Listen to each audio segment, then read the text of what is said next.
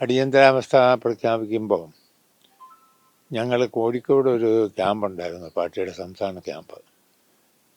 അങ്ങോട്ട് യാത്രയിലായിരുന്നു. ക്യാമ്പ് പിന്നെ നടത്തിയില്ല. അടിയന്തരാവസ്ഥ ആയതുകൊണ്ട് ഒരു പുതിയ സാഹചര്യമാണ്.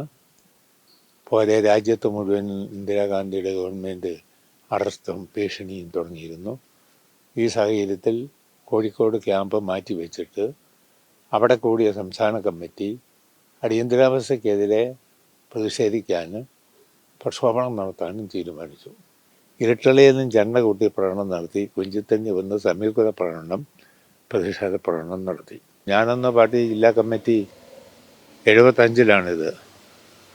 അപ്പോൾ അന്ന് ഞാൻ പാർട്ടിയുടെ ജില്ലാ കമ്മിറ്റി അംഗമാണ്. അപ്പോൾ അതിനെ തുടർന്ന് വലിയ ഭീഷണിയും അറസ്റ്റും ഭീഷണിയാണ് നടന്നത്. രാജൻ കേസും എല്ലാം ഉരുപിടി അറസ്റ്റ്, മർദ്ദനം, അതേ തുടർന്ന് വലിയ വിവാദം വന്നത്. ഇന്ത്യ രാജ്യത്ത് തന്നെ വലിയ കൊടും ക്രൂരതയാണ് അന്ന് കേന്ദ്ര ഗവൺമെൻറ്, കോൺഗ്രസിൻ്റെ ഗവൺമെൻറ്, ശ്രീമതി ഇന്ദിരാഗാന്ധിയുടെ നേതൃത്വത്തിലുള്ള ഗവൺമെൻറ് നടത്തിയതെല്ലാം ഈ പ്രദേശത്ത് വെച്ച് തന്നെയാണ് അറസ്റ്റ് ചെയ്തത്. അന്ന് ഞാൻ ഒളിവിൽ പ്രവർത്തിക്കുന്ന ഘട്ടമാണ്. ആ ഘട്ടത്തിലാണ് യാദൃശികമായി പോലീസുകാർ സിവിൽ ഡ്രസ്സിൽ വന്ന്, അന്ന് വ്യാപകമായ അറസ്റ്റ് എല്ലായിടത്തും നടന്നിട്ടുണ്ട്. ഇവിടുന്ന് എന്നെ പിടിച്ച് എൻ്റെ ഉടുകൊണ്ട് പടച്ച് കൈ കെട്ടി കൊണ്ടുപോയി എന്ന് പറയുന്ന ഒരു പീഡനമാണല്ലോ. ഞാൻ അതിനൊക്കെ ഒരു കുറ്റം ചെയ്തില്ലല്ലോ. നിയമപരമായും നിയമവിരുദ്ധമായും പ്രവർത്തിക്കേണ്ടി വരും.